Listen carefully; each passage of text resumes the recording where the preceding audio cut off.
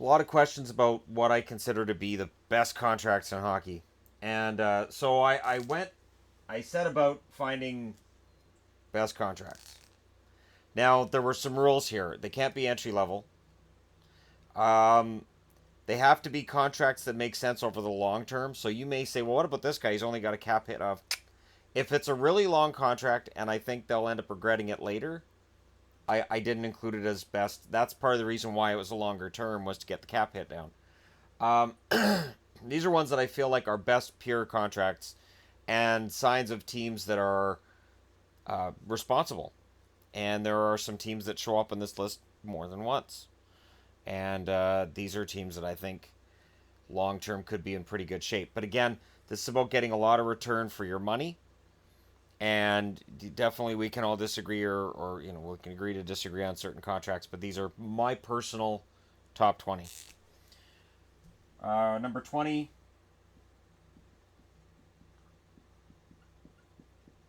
is Ryan Ellis in Nashville. He is on a $2.5 million contract, which is fantastic, but it's up at the end of next year. So while it's a great cap hit right now and into next year, he will be up for renewal next year, and he's going to get a large raise. So um, Ellis, for me, comes in at 20th for that reason. If it was just pure cap hit, this list would be completely different. Number 19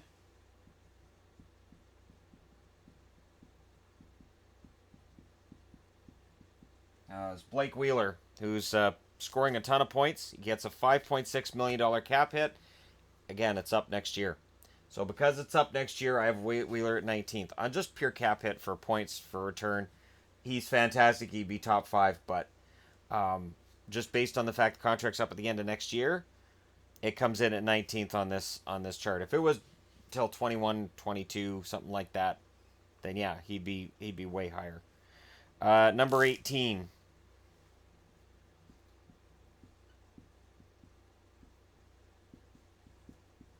Toronto's Morgan Riley, $5 million cap hit until 2021, 2022, and that's a solid cap hit. It's a good contract.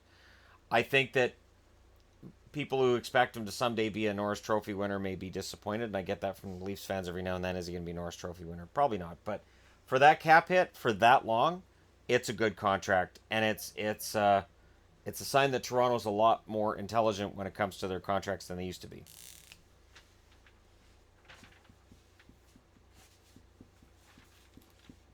You want to talk about points per dollar? Nikita Kucherov is one of the absolute best in the league. But at 4.76 million, while that's the best cap hit for points, the contract's up at the end of next season, and you're up, Mr. Stevie Y. You again have to work your magic with the cap and manage to keep everybody happy. And Kucherov being up at the end of next season is part of the reason why I look at Erik Karlsson talk and think, well, I can't see it. Kucherov is simply awesome. Um, and that cap hit is, this is the top 20. So there were some good contracts that I blocked out of this top 20. Number 16,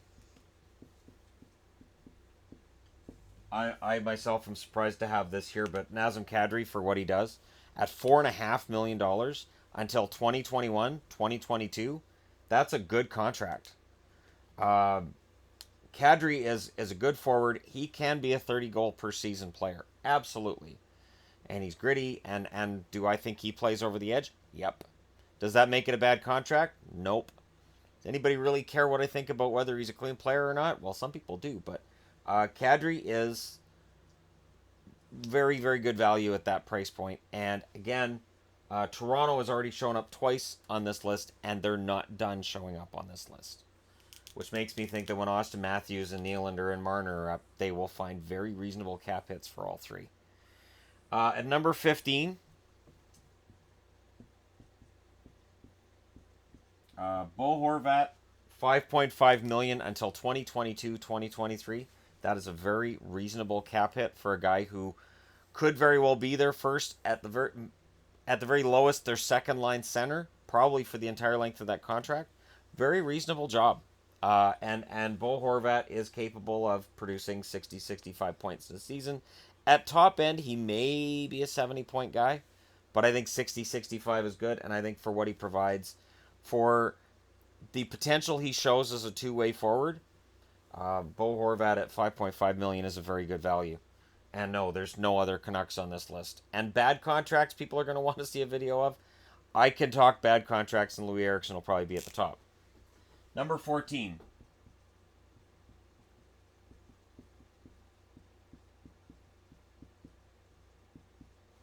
Vincent Trocheck. 4.75 million for the Florida Panthers until 2021-2022. Trocheck has become a solid top six forward, a scoring top six forward, and a very fine cap hit for a Florida Panthers team that could be set up to be pretty good for a while. It's not the only time you're going to see Florida on this countdown either. Trocheck has been excellent for Florida. He's a good player, and again, they've managed to get some contracts done without anybody paying a whole lot of attention, and people are going to pay attention later. Number 13.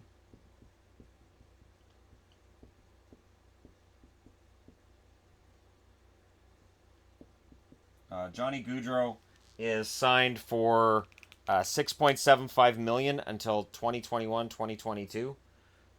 Johnny Hockey is fantastic. $6.75 million is a bargain. The only reason he's not higher up is because I found bargains on guys who I thought were more impressive. But Calgary's got a guy for quite a while. Monahan doesn't make the countdown. Monahan was close. The Monahan contract, I think, is close.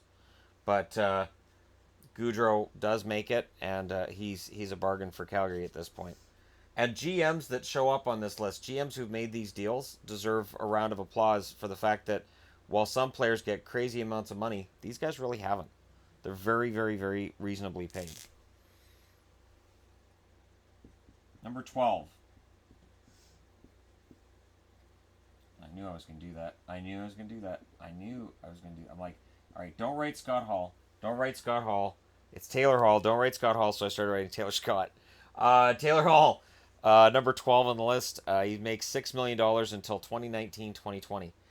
Probably drops down a couple of points because his contract is up in 2 years. And it's funny because we wouldn't have had him considered to be a bargain when he was in Edmonton. I wouldn't have considered him a bargain coming into this season. But based on this great streak he's been on and this great season he's having, right now Taylor Hall looks like a bargain at $6 million. New Jersey is in good shape with the cap right now, and Taylor Hall's a good part of the reason why, and that contract's good for 2 more years after this one. Number 11.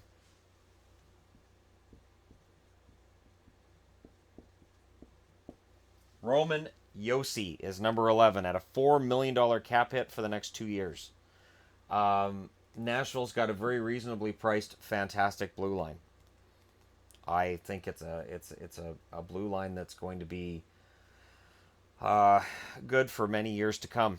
And it's because most of them are signed to decent cap hits, and Yossi's a bargain, and Ellis is a bargain. And you got 2 guys at bargain prices. And I thought about putting Ekholm on the list too. I think Ekholm is pretty reasonably priced too. And Subban's not crazy amount. It's high, but it's not crazy. Number 10.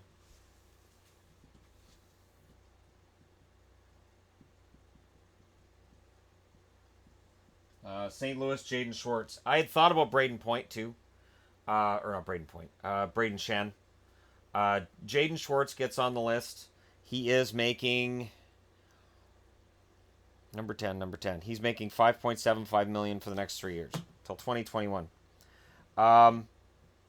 Schwartz is a pretty solid forward, and when he was hurt, it showed in the results for the Blues. And now we're in a position where they may miss the playoffs, but it's not going to be Schwartz's fault. And he's very reasonably priced, considering the amount of points he puts up. And again, I could have put Shen on this list too. Shen's another Blues forward I could have thrown up here. Number 9.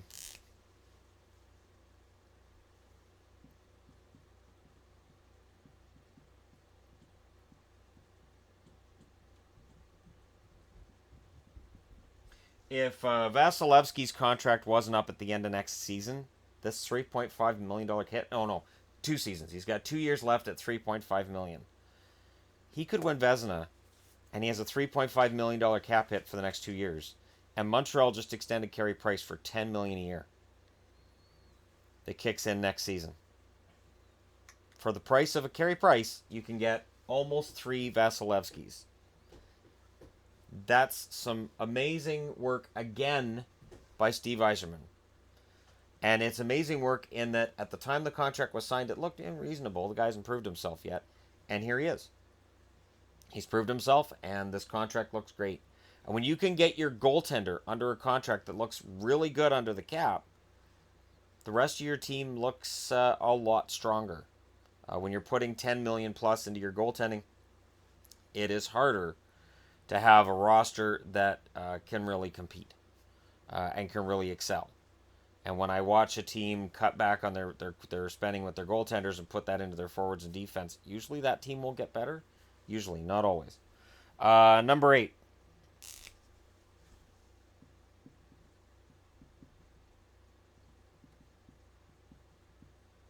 Since we're talking about goalies, I might as well mention number 8. When Freddie Anderson signed that contract with Toronto, that's $5 million a season until 2020, 2021.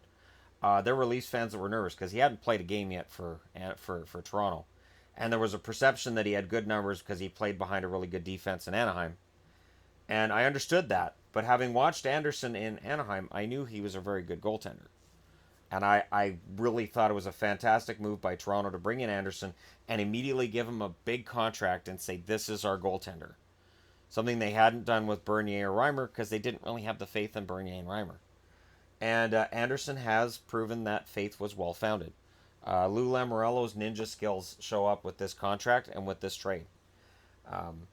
Anderson is, and the funny thing is, the guy who replaced Anderson in Anaheim is Gibson. Well, Gibson got the starting job for sure. Gibson's only at 2.2 million right now, which is great. But Gibson, there are a couple reasons why he's not on this list, and the expiry of the contract pretty soon is a big part of that reason. But Anderson is a value guy at $5 million until 2020, 2021. That's a fantastic contract. Number 7.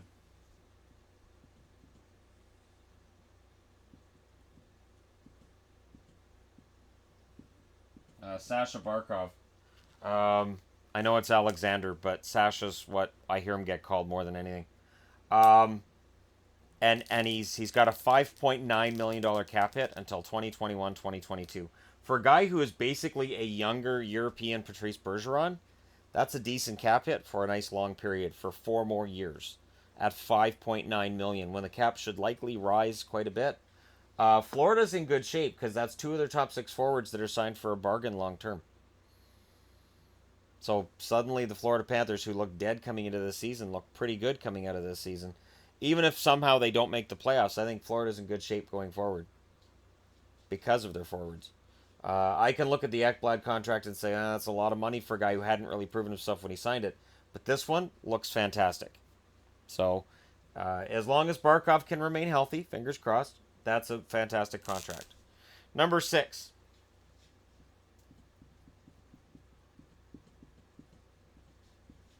Seth Jones. Columbus, Seth Jones, the guy that Nashville didn't need him because they have too many defensemen anyways. Trade Gerard, Jones, whoever. We don't need any of these guys. The defense factory that is the Nashville Predators benefited Columbus. He makes $5.4 million until 2021, 2022. Jones has developed into an all-star player. He's a fantastic player. I really like Seth Jones. And that's a very reasonable cap hit for a guy who is a top 2 defenseman. And going into his prime, he is signed to a very reasonable number. And that's a commodity that, again, for GMs that can work these contracts, they're making it easier to do the rest of their job. So when you see a GM on here more than once who signed these contracts, they're doing their job very, very well. Number 5.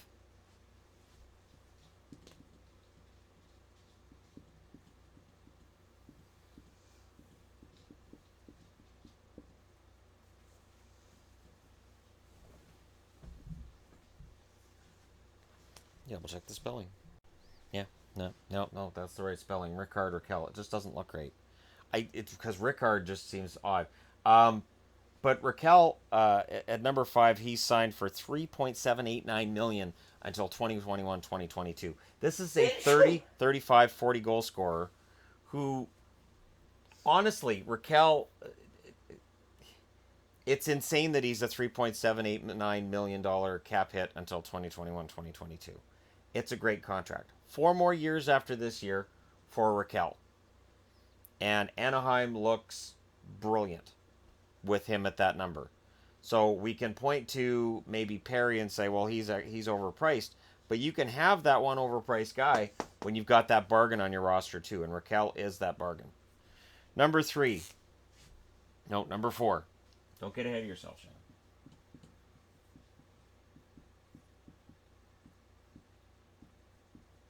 We're going to Dallas. John Klingberg. Radek Faksa I was going to throw on here at a $2 million cap hit for what he does, but John Klingberg gets on here.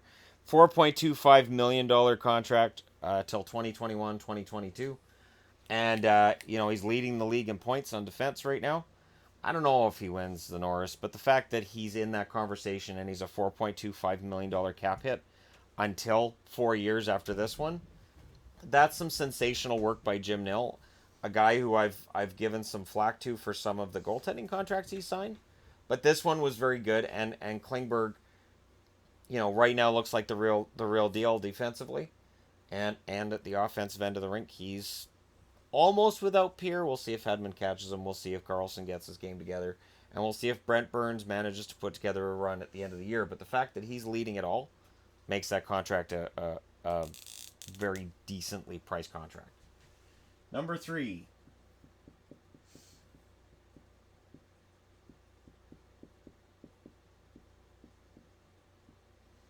Nathan MacKinnon in Colorado. Coming into this year, I would not have had MacKinnon as a reasonably priced contract. At $6.3 million, I would have gone as a little high for the 50-some points he produces. And it's extended into 2022, 2023. But guess what? What a difference a few months makes. Now his contract looks like a bargain. He could very well win a Hart Trophy this year if Colorado manages to make the playoffs. And, Taylor Hall down here, he's in discussions for Hart too. MacKinnon, just simply a guy who flew under the radar the first 20 games of the year. And now everybody realizes how solid a season he's having, and that contract looks, again, Sakic negotiated a good contract there. Number 2.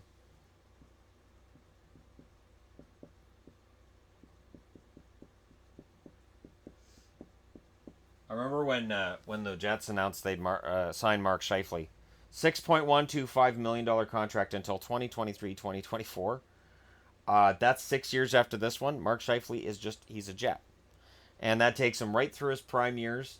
And it's a very, very reasonable cap hit for a guy that I genuinely see him as one of the top 10 scorers in the league. For a lot of that contract, probably 3 or 4 years of that contract, I could see him being top 10 in the league. He is a guy that I think gets underrated for the most part. I think it's kind of turned around for him this last 30 games of the year. I think people are starting to realize just how talented he is. But Scheifele at that price point is such a bargain.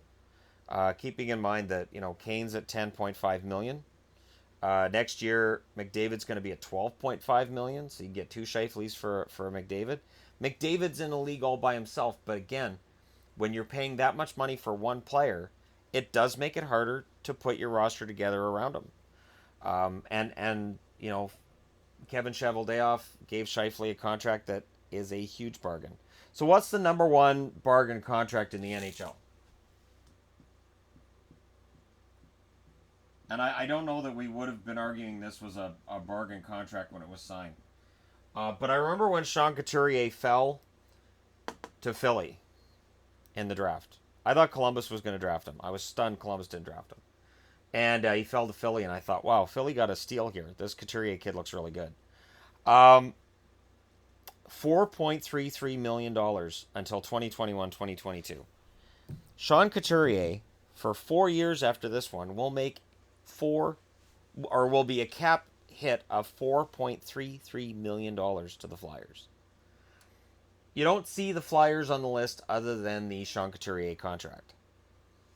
But it is the best bargain contract in the league, I think. But what do you guys think?